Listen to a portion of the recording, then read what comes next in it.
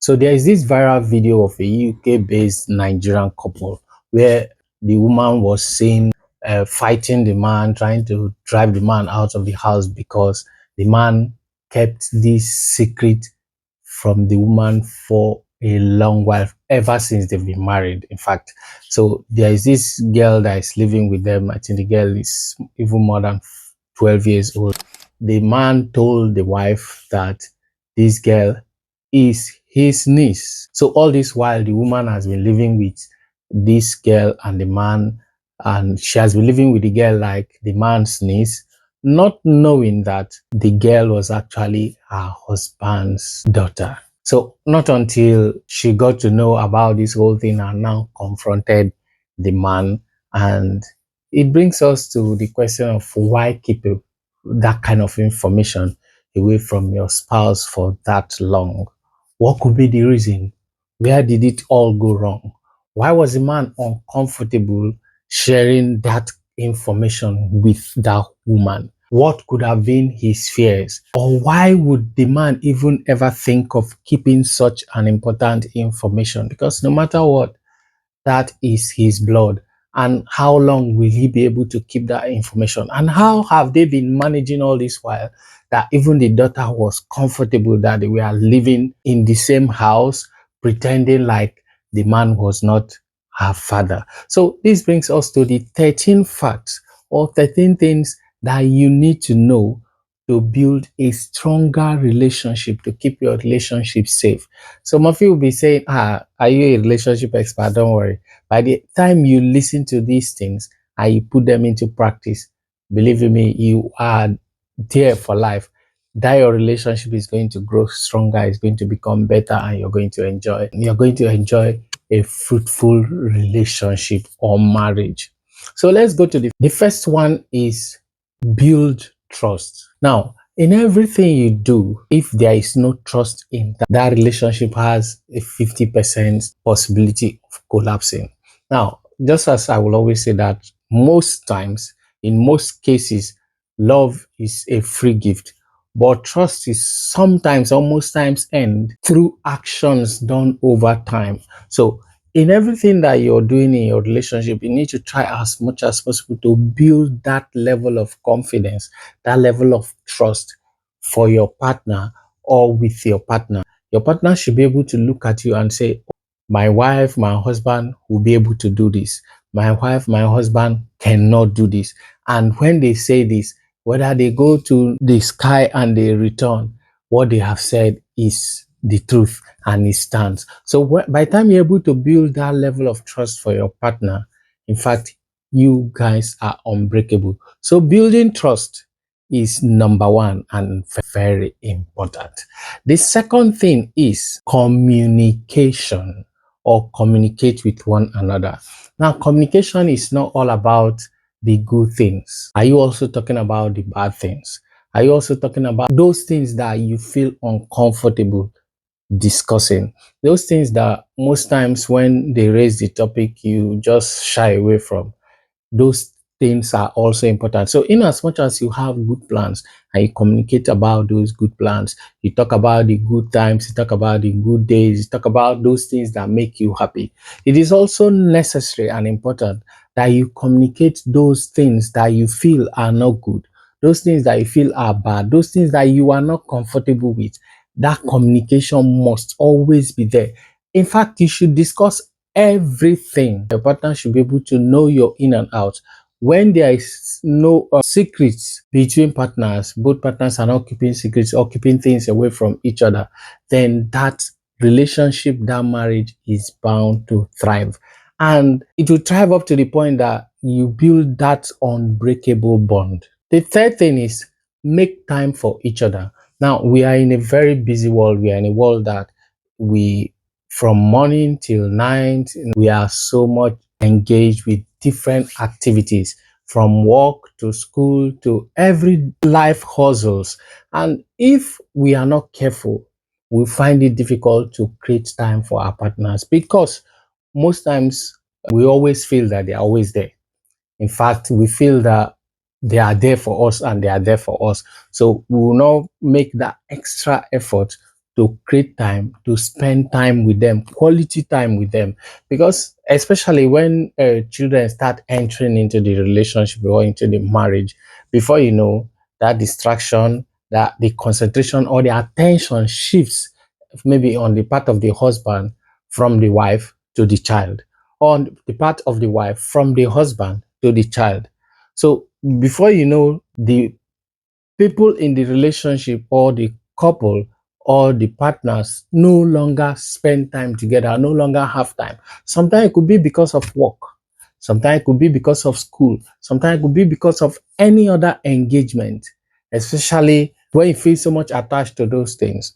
So it can cause a distraction where you no longer find time, or you no longer bond with your partner. You no longer create enough time for you to spend with your partner. So it is good that you create quality time, or you spend quality time with your partner. That's another way that you end up building that stronger bond, or that strong relationship that will face the test of time. The fourth thing is acceptance. It is very important for us to accept who we are with. We love them genuinely. We love them for who they are. We accept them for what they represent. We see them the way they are and we accept them and not start judging them. So by the time we accept somebody wholeheartedly, you will see that it will be very hard for us to start finding faults, because we've seen this person the way they are and we've accepted them. So acceptance is very key to the factors that will build a stronger relationship. The fifth thing is to forget about the past. Now, it is good that you leave the past behind and concentrate on the present and the future. Concentrate on the now. If you don't put the past behind, you always compare what has happened in the past to the present. And that could bring sadness in most situations. So it is good that you put your concentration on the things that are now, or the things that you are doing now with your partner. By the time your concentration, your time is more focused on the things that you are doing now and the things you want to do in the future with your partner, there will be less room for negativity, because you would not be comparing the past with the present. You will not be comparing exes, your partner. So keep the past, let the past be past, and focus on the now, because it is what you have now that is important, not what you've lost, or not what cannot be gotten back. So it is very important that we concentrate on the present and forget about the past. The sixth thing that will make a relationship, and this one is very important, is embrace the storms. Now, when we say embrace the storms, we are trying to say that in every relationship, it is not always rosy. It is not always joyful, peaceful, and all that. There are times where the storm would come, where those trials, those temptations will come. You have to face it headlong. You have to embrace it. You have to look at it and say, this will pass away. But by the time the storm comes and you feel that, no, this is not what this whole relationship, this whole marriage is about, then you're about to fail. You're about to fail because you would be thinking that every other relationship or marriage that is thriving has never faced what you're facing, or is not facing what you're facing. But by the time you start thinking that way, you would be failing, because you'll be lying to yourself. Because most of those relationships or marriages that are thriving, they've gone through possibly most of the things you are going through, or the particular storm that you are going through at that moment. They have gone through that stage, or they are still in that stage, still facing that thing, and they are still thriving with smiling faces. So when the storm comes in that your relationship, you don't run away. When the storm comes in that relationship, you embrace it. You fight and conquer at the end of the day, and you get the crown of victory. The seventh thing that will make your relationship stronger is love without condition. Now, it is very, very difficult to love someone without conditions, because we are in a world of expectation. So everybody we are interacting with, we are doing business with, we always have expectations.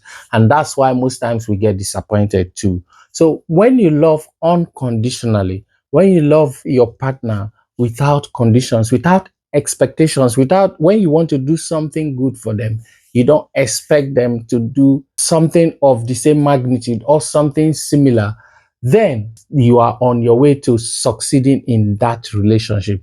But by the time you start doing something for them and attach conditions, you want to do A for them, you expect them to do the same thing for you, or you will expect them to do something similar or close to what you're doing for them, then you are bound to fail. But when you start loving them unconditionally, you start seeing things that it's your responsibility to even show empathy, to even love, to even show kindness, to even do good to them without expecting them to do same for you. That is the beginning of a stronger relationship. The eighth thing is be best of friends. So why would you be in a relationship or in a marriage and you have another person as your best friend?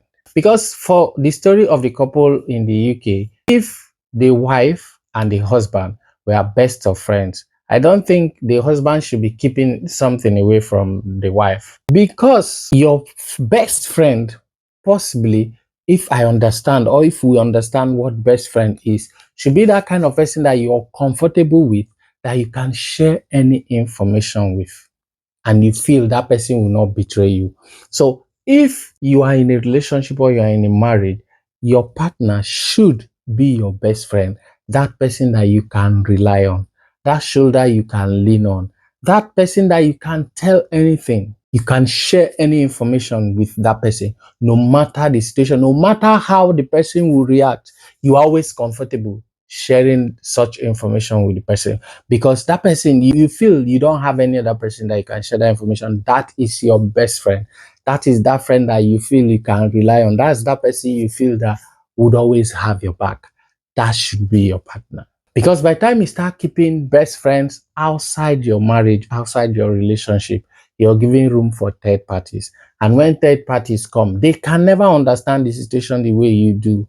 And the advice can always, it's hardly would the advice be the perfect one. So you always have to keep your partner as the closest person in your life. That must be the closest person and no other person. The ninth fact is for you to appreciate the imperfections. Now, everybody is made with some flaws. There is no perfect being out there. Now, when you start appreciating your partner's imperfections, you see their uniqueness, you see their beauty, you see the difference they bring to life, you see everything unique about them.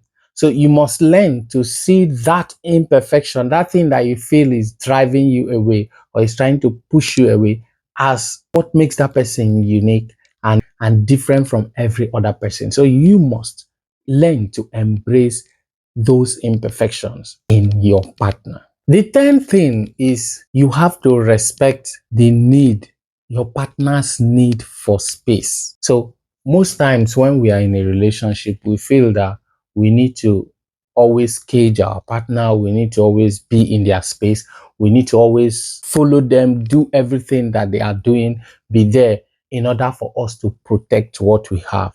But that's not always the case. There are times where your partners feel that they want to think alone. They want to imagine things alone. They just feel maybe they are overwhelmed, maybe by one thing or the other, and they just feel they want to just be alone. You must understand that there are times where your partner, not because they are angry or they are unhappy with you, but because they just feel that sense of not being with anyone. They just want to be left alone. They just want to think things through.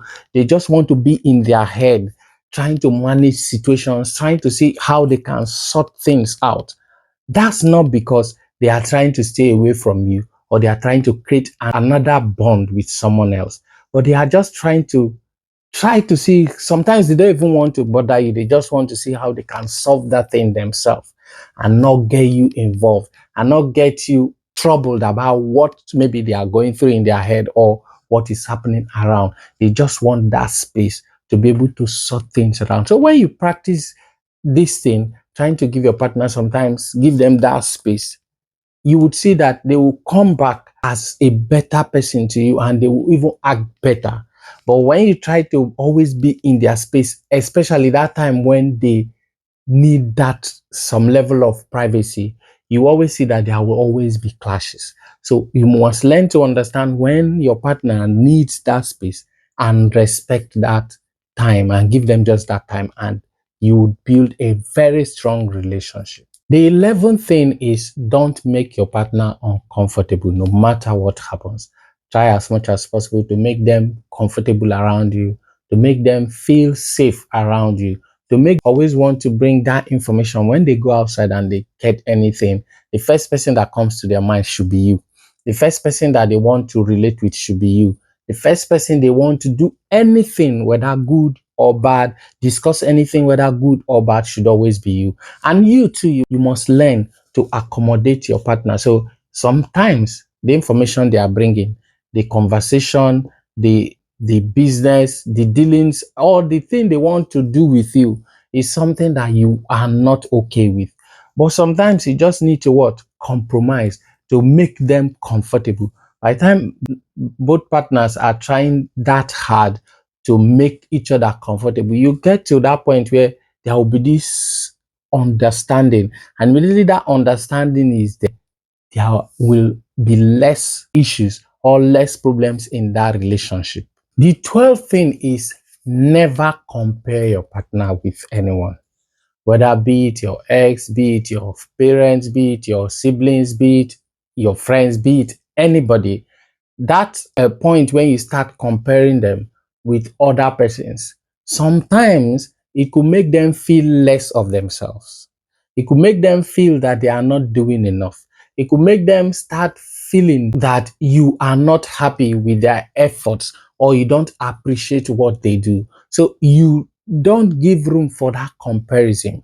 Rather, you can discuss things with them when you feel, oh, certain things are not going well. You discuss with them like somebody that is living with somebody or is observing somebody doing something, not by way of comparison. The other person is doing better than you. Mr. A is doing better than you. This person did this. You could not do this. When you start making all those comparisons, you are bringing problems to the relationship. You're bringing problems to the marriage. You start making the other person feel that they are not good enough for you. Okay, the 13th thing, which is the last but not the least, is I would say fight, but learn to resolve things peacefully. So, just I said earlier, in every relationship, in every marriage, there are times where you have these issues, where you have this misunderstanding. But the ability for you guys to come together and resolve whatever the differences, whatever the issue is, peacefully is the pathway to a stronger relationship or a stronger marriage. So no matter the nature of the fight, no matter the nature of the misunderstanding, you must always come to that point of peaceful resolution.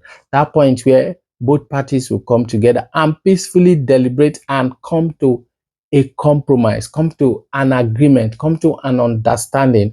And the more you solve these things peacefully together, the more you prevent it from happening again in the future. So that point where you fight and you come together to resolve this thing or what the issue is peacefully is very important. If you know you've watched this video up to this point and you've not liked, you've not subscribed, you are wrong. So make sure you drop a comment, drop the most important fact or the most important point that I raised in this video in the comment section. See you in the next video. God bless you.